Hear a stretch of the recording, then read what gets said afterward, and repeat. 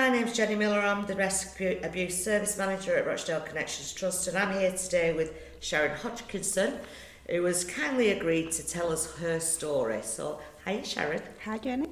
So, just give us a bit of background about you, name, if you've got a job or any interest, family, what's all that, what makes you up? So I'm a mum of 3, 2 with special needs. I currently volunteer at Rochdale Connections Trust anyway, and also a peer mentor. Interests, I'm currently making a lot of things with wool to raise money for Rochdale Connections Trust. I love walking, reading, and I've got 2 cats and a dog, and the dog is currently doing my nutting. But that's me. Busy family then. Yeah. So, what's your story about? What happened to you?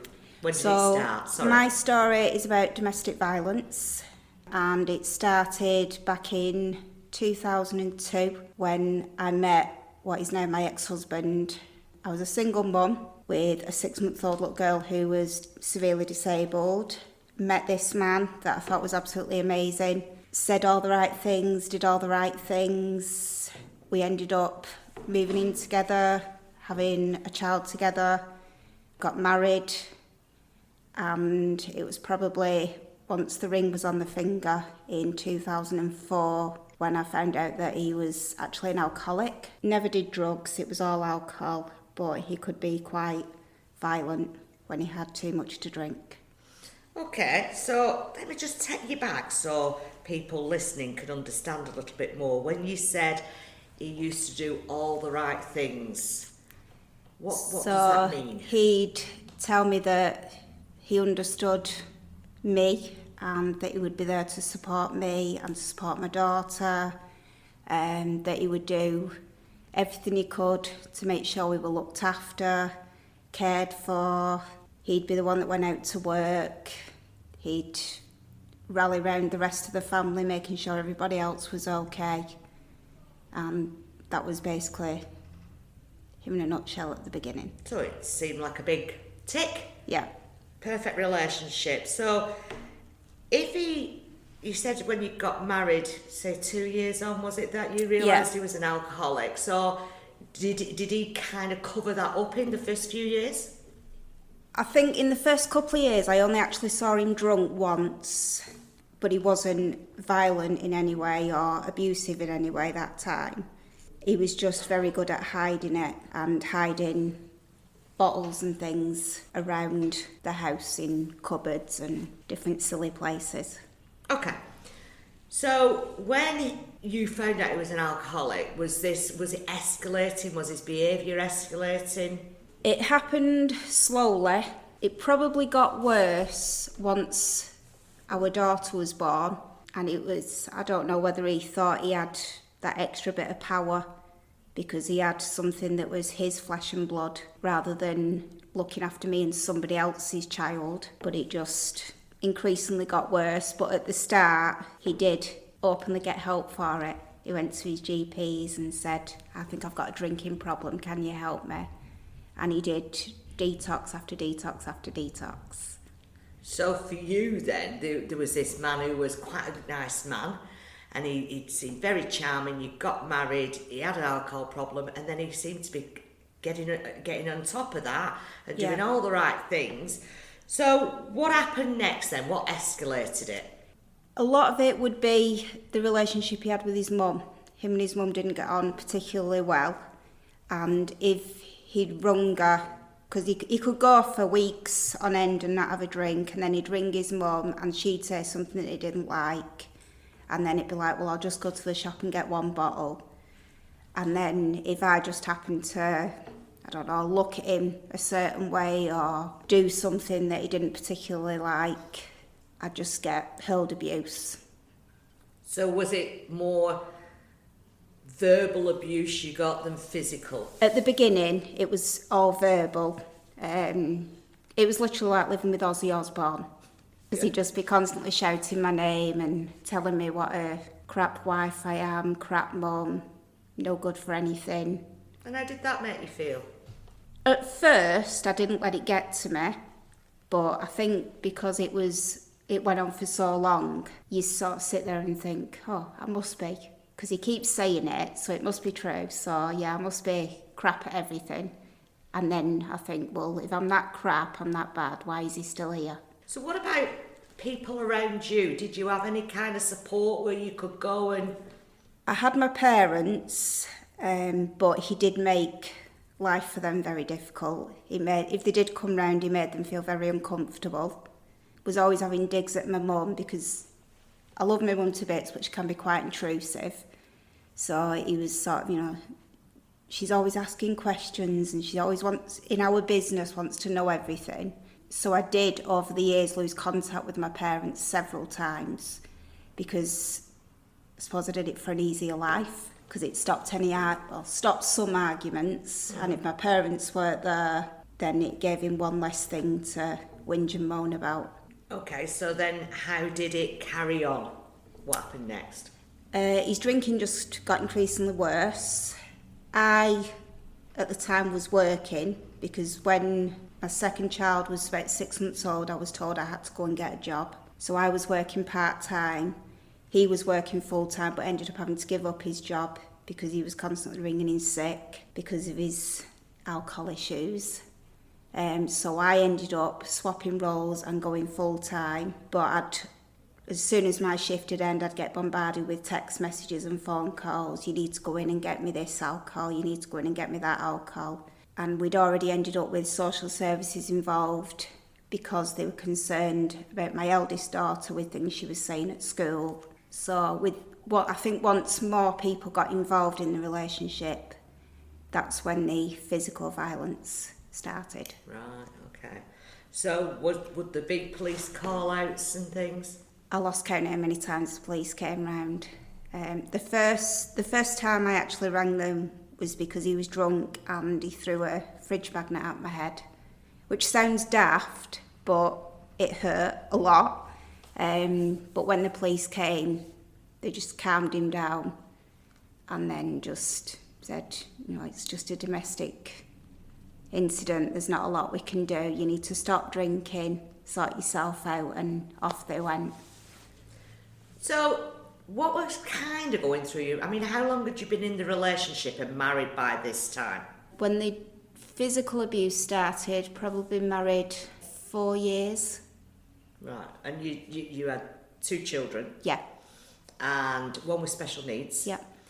And she was going to school and kind of showing concern at school. She was telling the teachers. Yeah.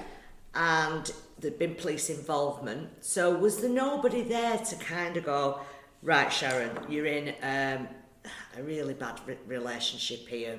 Let's look at what you're going to do next? To be honest with you, no. We had social service were involved, and obviously after that first physical domestic abuse incident, they were contacted, and I can't even remember which social worker it is because we had that many, but it was just a case of you need to do X, Y and Z and then gone. But didn't sort of signpost how to do that or where to go. And I was left to feel like I was also the one that was in the wrong, even though I wasn't the abuser, I wasn't the alcoholic, I was just a mum and a wife trying to get through daily life. Keep it together? Yeah, they made me feel like because I was sort of putting up with it, I've made my bed, lie in it, sort yourself out. So how was you feeling going through all that then? Isolated, because I didn't want to tell my parents. There were the odd people that I worked with that sort of knew what was going on and were trying to give advice, but they didn't want to get too involved. Try and talk to his mum about it, but she was also an alcoholic and she was no help whatsoever. If anything, she just made matters worse all the time. So I literally had nobody to turn to. So how did this kind of resolve itself? What happened?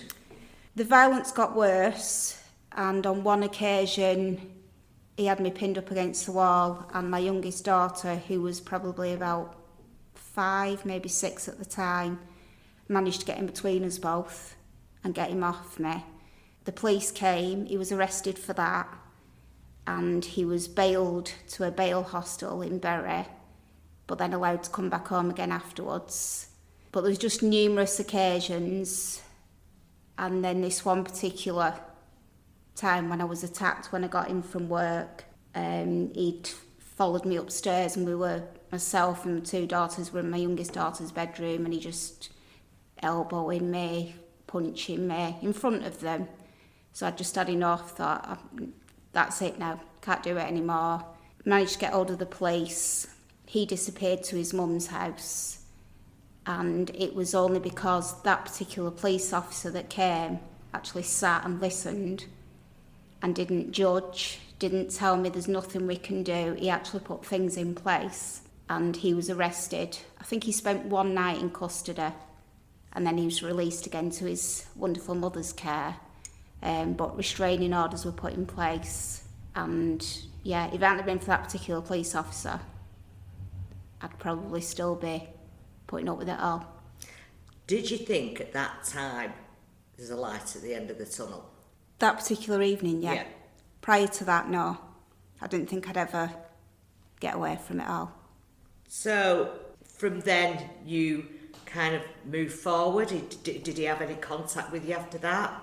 I'd get phone calls on my mobile, on the house phone, and he'd start off really nice and polite, and then as soon as I'd say, you know, what do you want, not talking to you, then it'd turn to abuse.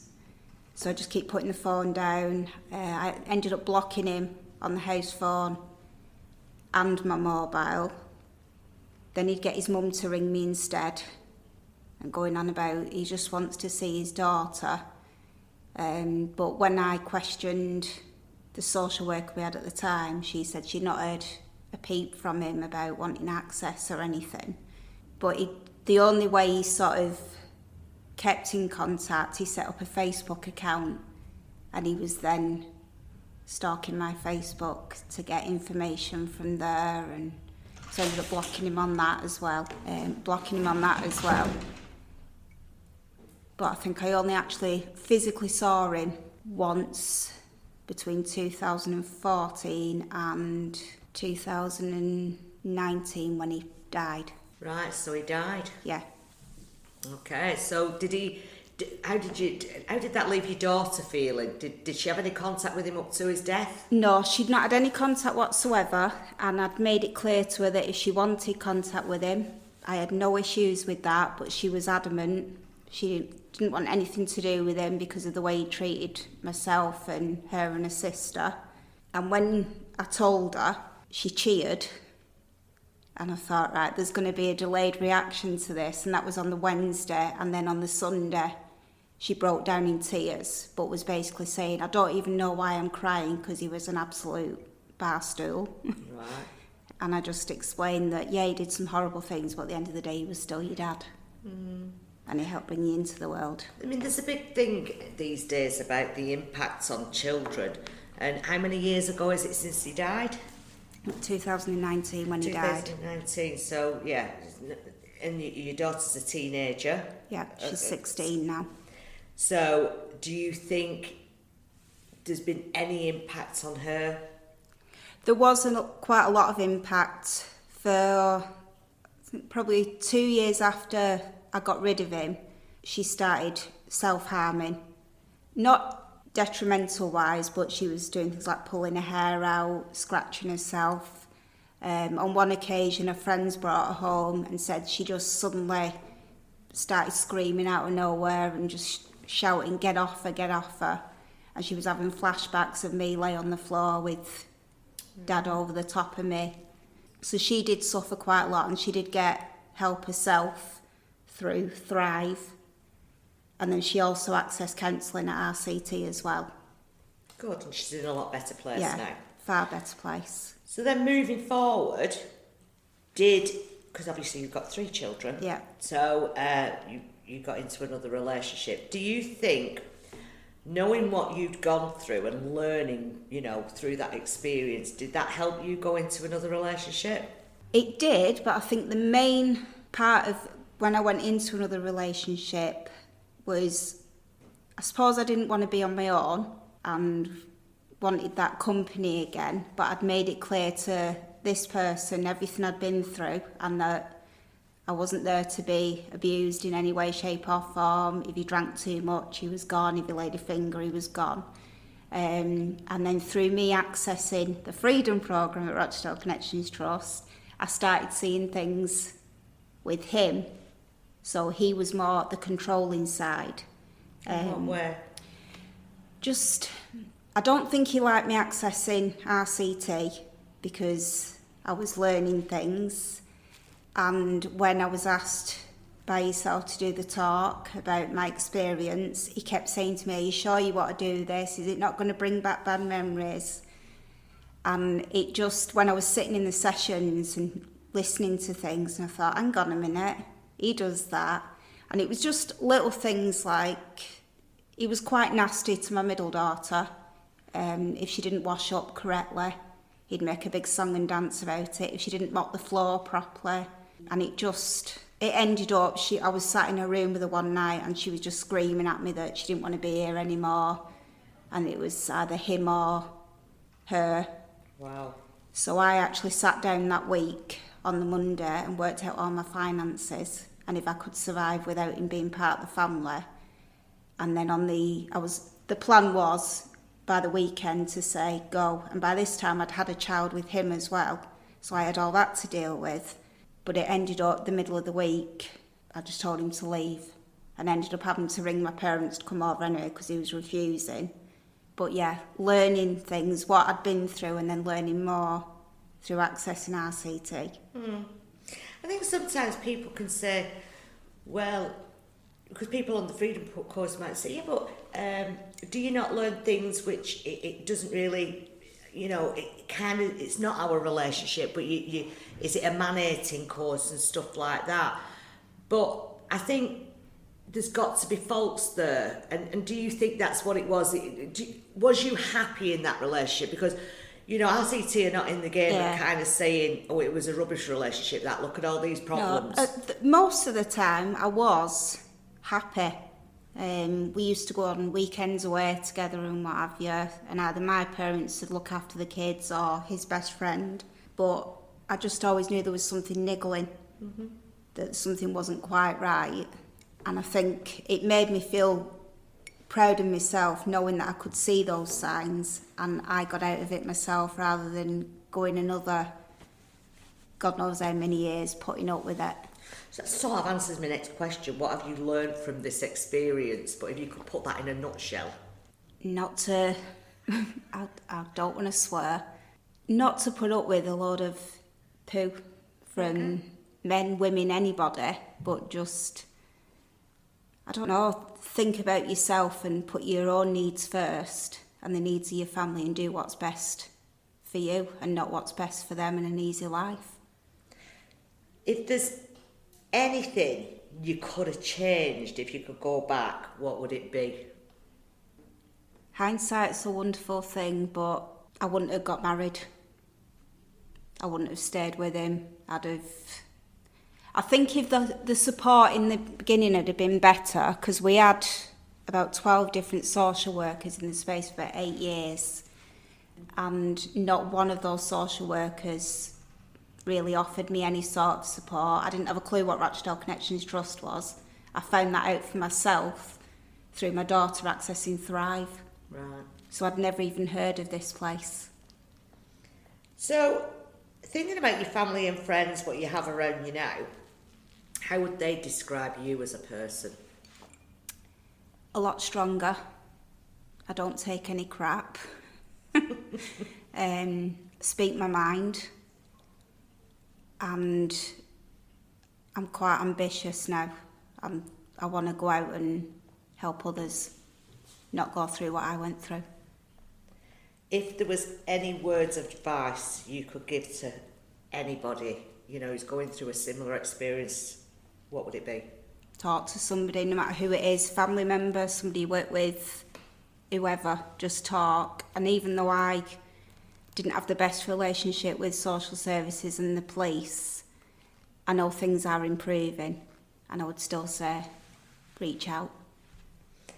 And lastly, has there been any Rochdale or worldly female what's ever inspired you? I can't really pinpoint anybody. Okay. Are you happy now? A lot happier now, yeah. I still have crap days, and the relationship I'm in now is not perfect, but compared to what I've been through in the past, it's like looking at a rainbow every day when you get up, because he doesn't drink, he's not abusive. I mean, it is like being with another child sometimes, but I'd rather have that than the past. Brilliant. Well, thanks very much for all that, Sharon, and your openness and your honesty. It's much appreciated, and onwards and upwards. Yes, thank you.